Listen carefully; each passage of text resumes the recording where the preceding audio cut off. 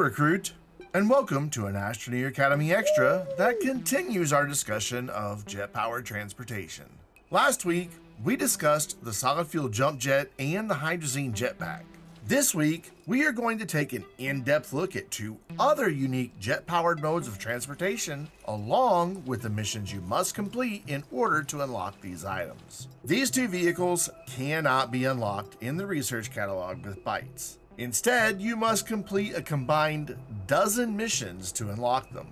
Instead of asking you to scurry about back and forth from your base to retrieve items for each mission, we are going to include all of the details for each mission chain so you can complete them in as few steps as possible. It should be noted that neither of these mission chains will typically unlock until after you've completed other prerequisite missions. We at Astroneer Academy have thought of that, and I can assure you that you will have already completed those prerequisite missions in previous courses. It is worth pointing out that each of these jet-powered mission chains may become available if you happen to stumble across a handful of points of interest that are integral to each mission chain. I want to pause here for a moment to introduce specialized mission chains. Up until now, almost all of the missions we have discussed have been what could be categorized as general or main missions. These main missions help guide you through most of your adventure as an astroneer.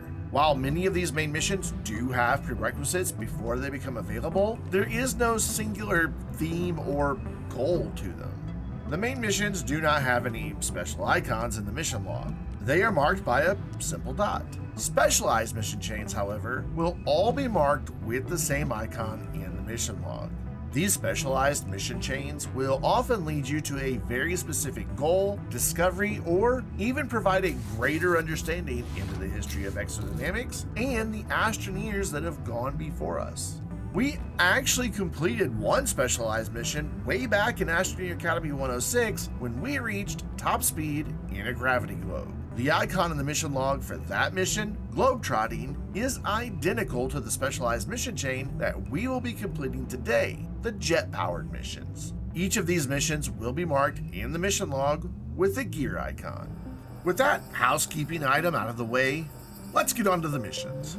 By the end of today's course, you will have unlocked two different modes of transportation and traveled to one moon and one planet. Our first destination is Desolo.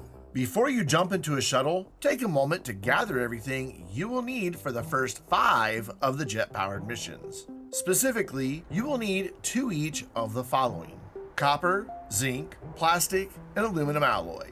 You may also wish to bring along 1 dynamite and 1 exochip, though you will most likely find dynamite at our first destination, where you will also most likely be able to obtain at least 1 exochip. With all of your resources gathered up, load them into your shuttle and head to Desolo. Before you land, spend a moment in orbit to identify the landing spot nearest the mission indicator beacon. If you already have a base or a vehicle on Desolo, you can land there instead and then use your compass to lead you to the mission indicator. That mission marker will lead you to a vehicle data recorder. You must attach dynamite on or near the vehicle data recorder to blow it up, which will reveal an exochip that you can retrieve. 1 or more dynamite will typically be located in the area surrounding the vehicle data recorder. Blowing it up and retrieving the exochip will complete the first mission, Prototype Recovery, which will reward you with 500 bytes.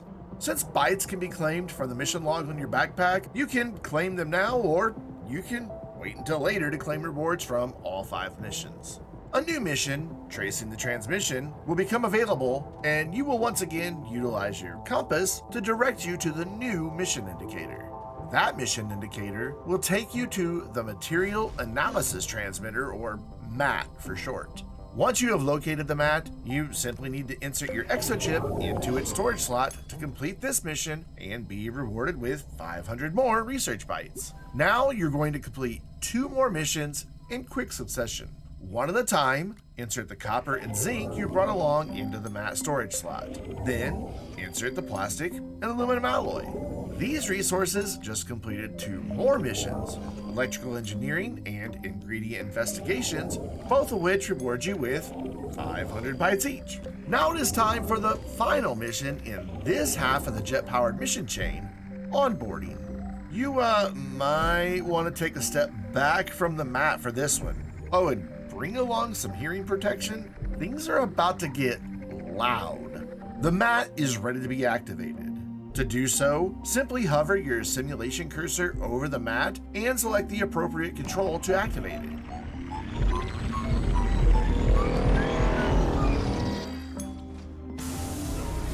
Yeah, I told you, it was about to get loud. After a few seconds of this cacophony, the mat will explode and you will have completed the onboarding mission. Now, head back to a landing pad and open up the mission log to claim your rewards of the hoverboard, a QTRTG, and the research schematic unlock for the hoverboard. Once you have completed the onboarding mission, you can create additional hoverboards on your backpack printer using one exochip. The hoverboard is another personal mobility device that allows you to ride along the ground much faster than you can walk. The hoverboard must be placed in your backpack in order to use it, however. Before you jump on your hoverboard though, I want to spend a moment discussing its unique characteristics. While the hoverboard does not consume any fuel, it does require power. To be more specific, it will consume power at a rate of 1 unit per second when it is active. If you remain within reach of a powered tether network, you can easily power the hoverboard from the power flowing through the tethers. The hoverboard is rather fast, however, and you can easily find yourself beyond the reach of your tethers. At 1 unit per second, the hoverboard will quickly drain your backpack battery. It would seem that Exodynamics thought of this though, because you received a QTRTG as a reward from the same mission that unlocked the hoverboard. Similar to the jetpack and jump jet, the hoverboard does not provide oxygen. That means you will want to ensure you have a plan to avoid suffocating while riding on your shiny new toy. It's not a toy, it's a totally serious piece of equipment to aid your personal mobility. You could carry resin and print oxygen filters as needed, or you could equip a few extra oxygen tanks. The best solution, in my opinion, is to equip a portable oxygenator. That portable oxygenator requires power as well though, so you will most likely want to place yet another QTRTG in your backpack. Don't forget that your terrain tool augments will consume power too. You can solve this problem in a couple of ways. First, you can simply stop using the hoverboard when you wish to use your terrain tool, allowing power from one of the QTRTGs to provide power to your terrain tool augments. The second solution is to simply carry yet another power producer in your backpack. Add all of this up though, and your backpack storage is suddenly over half full of stuff just so you can ride around on your hoverboard. It's not all bad news though. The hoverboard can be used while holding any object and will move at full speed regardless of how large that object is. You can even pick up extra large tier 4 objects and carry them while using the hoverboard. This makes the hoverboard a great tool for moving a lot of large objects around very quickly. The ability to carry items of any size while using the hoverboard somewhat makes up for how much backpack storage space will become occupied just to zoom around on your new toy. Nope, not a toy. Personal mobility device. Okay, so we've talked about all the details. Let's ride it. To activate the hoverboard, simply double tap on the same input you used to jump. To deactivate it, simply double tap the jump input again. The hoverboard can be placed in any storage slot in your backpack, even the augment slots on your terrain tool and the shoulder widget slots, and it will still function. As a bonus, if you do place a hoverboard on one of those shoulder widget slots, you can activate the hoverboard using the same input that you would use to activate any other item carried in those widget slots. You can refer back to Astroneer Academy 101 if you need help remembering how to activate those widget slots, or you can check out the Astroneer Basics section of the Astropedia. Before we move on to the next vehicle, we need to talk about hoverboard safety. You can and will incur fall damage while using the hoverboard if you do not exercise caution. The hoverboard can allow for some great stunting over the terrain, resulting in some impressive airtime. Of course, what goes up must come back down, and if you went up a bit too high, you will suffer fall damage when you come back down. There are a couple of easy ways to avoid this, however, and we talked about both of them last week: jump jets and jetpacks. If you activate either a jump jet or jetpack briefly just as you are about to land while riding the hoverboard, you'll soften the landing and avoid fall damage altogether. It can take a bit of practice to get the timing just right, but once you get it, you can move about on your hoverboard without worrying if the next sick stunt is going to send you to an unexpected reprint in the nearest shuttle or shelter. As an added bonus, using a hoverboard in conjunction with a Hydrazine jetpack allows you to travel much faster than using a jetpack alone. You can easily see that play out in this side-by-side comparison. On the left, I am using a single jetpack. On the right, I first engage the hoverboard, then take flight with the jetpack. It's plain to see that I am traveling much quicker on the right thanks to the combo of the hoverboard and jetpack. The final vehicle we are going to discuss today is the VTOL. Before you can unlock it, however, there are 7 more missions you must complete. This portion of the jet-powered mission chain will take you to Vesania. They are similar to the missions you completed to unlock the hoverboard, and we are going to tell you everything that you need to complete all of them. So before you blast off for Vesania, gather 2 each of the following resources: graphite, titanium, tungsten, silicone, and tungsten carbide, plus full canisters of hydrogen and nitrogen. You will also need at least 3 exochips, though you can also bring along a 4th for good measure. You can also bring along dynamite if you wish. With all of these resources gathered and loaded into your shuttle, blast off for Vesania and look for the mission marker when you choose your landing spot. That mission marker will direct you to the vehicle data recorder on Vesania. You will once again need to blow up the vehicle data recorder and retrieve the exochip from the debris. That will complete the vertical thinking mission, which rewards you with 500 bytes. It will also add a new mission marker to your compass that will guide you to the mat on Vesania. Head to the mat's location and get ready to start feeding it a lot of resources. And you get bonus points if you use your hoverboard to get there.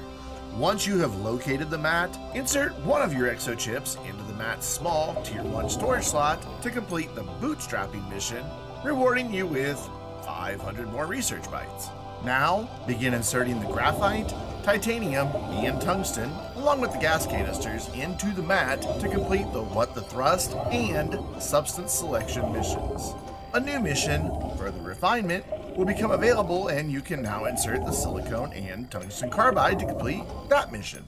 These 3 missions will reward you with 250 bytes each. With those 3 out of the way, you are ready to complete the Analysis Paralysis mission, which rewards another 250 research bytes, and you do that by placing 3 more exochips into the mat. With all of that done, it is time to activate the mat.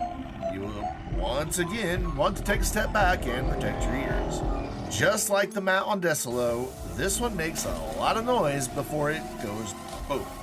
With the finished product mission now complete, you can head back to a mission log on a landing pad to claim your rewards of the VTOL, 2 Hydrazine, and the unlocked VTOL research schematic.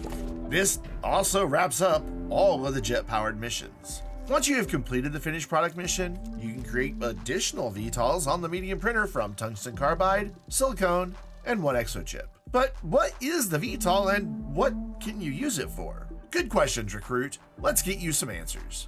The VTOL's name comes from how it can maneuver: vertical takeoff and landing. When airborne, it can be used to fly over a planet's surface. Similar to land vehicles, the VTOL provides oxygen when you are near it and can even connect to a tether network if you attach an oxygenator to the VTOL. The VTOL does not, however, produce, consume, or store any power whatsoever. If you wish to attach a power consumer to use while flying the VTOL, you must also attach a power producer as well. Instead of consuming power, the VTOL is fueled by hydrazine. The single small Tier 1 slot located at the rear of the VTOL can only be used for hydrazine. Once attached, the hydrazine canister cannot be removed from this storage slot. Similar to jetpacks, the VTOL can automatically pull another hydrazine canister from one of its storage slots when the current one is empty. You can even attach additional storage to the VTOL and fill up that storage with hydrazine. The VTOL will still be able to automatically refuel itself as long as there is available hydrazine. If you run out of hydrazine while flying, the VTOL will drop to the ground, though you will not suffer any fall damage as long as you remain seated in the VTOL until it comes to rest on the ground. Granted, the landing may not be all that graceful and the VTOL might bounce a few times, but you will still be safe regardless. Should the VTOL happen to land upside down in this situation, don't worry. Even though the VTOL doesn't feature a flip function similar to land vehicles, you can simply get out of the VTOL, pick it up, and it will right itself when you place it back down. If you run out of fuel after a long flight, you may find yourself somewhat stranded. Thankfully, the VTOL has a built-in fuel gauge to help you avoid this. The gauge will continue to indicate full until your last hydrazine canister slots into place. As that final canister is consumed, the fuel gauge will indicate the remaining fuel. When you drop below 1/4 of a canister of hydrazine remaining, the fuel gauge will begin to flash. When you reach roughly 1/8 of a canister remaining, the VTOL itself will emit a warning tone and a message that fuel is running low. Before you take off and start flying around the planet in record speed, let's take a moment to investigate the other features of the VTOL. The front of the VTOL is home to 2 small Tier 1 auxiliary slots and 2 medium Tier 2 storage slots. Those 2 auxiliary slots function similar to those found on the buggy, with one input activating the left slot and another for activating the right slot. Any Tier 1 item that can be activated by an auxiliary slot can be controlled via these slots, or you can simply use them as extra storage. The 2 medium slots are regular storage slots. You can store any Tier 2 or smaller item in them, or even attach a medium storage or medium storage silo to expand the total available storage on the VTOL. You can even attach a medium fluid and soil canister to one of these slots, and with the canister set to output, have it working to automatically supply hydrazine so you can keep flying. You can also attach rover seats to the 2 medium storage slots, allowing your VTOL to transport you and 2 of your friends at the same time. You may find that control of the VTOL is granted to the first astroneer to enter, regardless of which seat they chose. No matter who controls the VTOL, be sure everyone remains seated until the VTOL is safely on the ground. You are able to exit the VTOL while it is in flight, and if you are high enough, you will suffer fall damage, perhaps enough to qualify you for an unexpected reprint. The controls of the VTOL are rather unique, with functionality much different than other vehicles. When you enter the VTOL, you will see instructions to double tap an input in order to take off. Doing so will cause the jet engines to ignite and extend, and the VTOL will begin to hover in place. Pay attention to that tooltip, as pressing and holding that same input will allow you to ascend in the VTOL. There is a limit on how high you can ascend, so if you had hopes of using the VTOL to fly to the moon, yeah, sorry, that's not gonna happen. Before you ascend, however, make note of the new tooltip that has appeared with information on the input you will need to double tap in order to land. That exact same input key will be used to descend in the VTOL. Speaking of landing, the VTOL can land itself by utilizing the input indicated in the tooltip. You must be fairly close to the ground already before you can initiate a landing, however. If you are too high, the VTOL will emit an error sound and message informing you that you are too far above a landing zone. To ensure you can initiate a landing, simply descend until you see a white ring begin to appear on the ground beneath you. Once that ring appears, you can initiate a landing. Of course, you do not necessarily need to use the automatic landing feature to make a safe landing. If you continue to descend until the VTOL touches the ground, it'll land just fine. Regardless of how you choose to land, the VTOL will go through the same procedure. Once it's safely on the ground, the jet engines retract and turn off. The VTOL will consume hydrazine the entire time its engines are active, which means long periods of hovering in place will consume fuel even though you're not moving. It might not be a bad idea to simply land the VTOL if you plan on spending time in one area. Controlling the movement of your VTOL is fairly unique as well.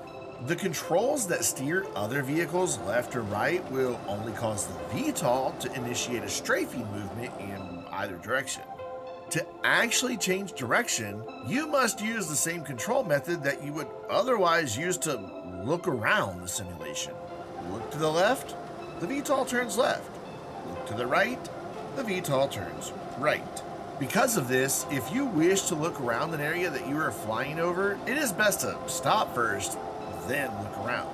If you are using a controller in the training simulation, forward and reverse will be controlled by the left thumbstick instead of the trigger inputs that most other vehicles use. If you continue moving forward for 10 seconds, the VTOL will speed up quite a bit.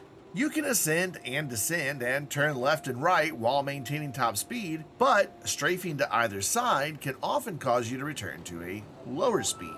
If you find that your VTOL is not speeding up, simply gain a bit more altitude and keep flying in a straight line. While in flight, a VTOL will automatically ascend to avoid most obstacles such as mountains or slopes, but it will not automatically descend back down once you have passed the obstacle. Regardless of flight speed, a single canister of hydrazine will provide roughly 5 minutes of flight time. At full speed, that lone hydrazine canister will allow you to completely circumnavigate an entire planet. Seriously, try it out. Jump into your VTOL, ascend high enough to achieve top speed, and keep flying in a straight line. You will run out of fuel at nearly the exact same spot you took off from. It pays to fly at top speed as often as possible, as you can cover far greater distances while using fuel at the same rate as you would at lower speeds. Since it enables flight, the VTOL is an excellent vehicle for scouting.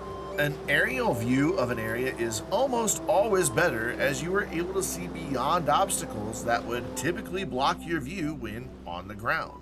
It is also an exceptionally powerful tool when you wish to power gateway chambers or simply gather resources from a remote location. Astroneers across countless instances of the training simulation have come up with seemingly limitless uses for their VTOLs, and I cannot wait to see how you use yours.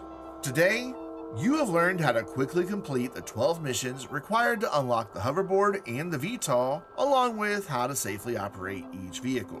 Who would have thought a discussion of 4 jet-powered vehicles would span 2 courses and a combined class time of over 30 minutes? Next week, in Astroneer Academy 204, we will begin discussing how to put everything you have learned to date into practice through building an effective, efficient, and organized base. Later in this quarter of classes, we will meet some new friends who can aid us during our adventures and even begin to unravel some mysteries. Until then, I'm Brandon, reminding you to keep looking to the stars.